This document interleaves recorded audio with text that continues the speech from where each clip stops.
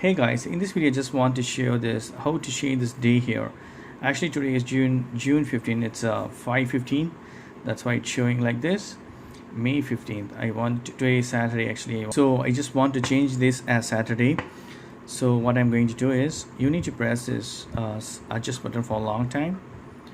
Once you hold right, you can see the set option here. My time zone is Delhi, so just keeping it. And press this mode button. Again press mode button until it comes to date and month.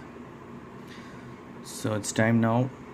Here it's 15, right? I just want to change this by pressing up arrow.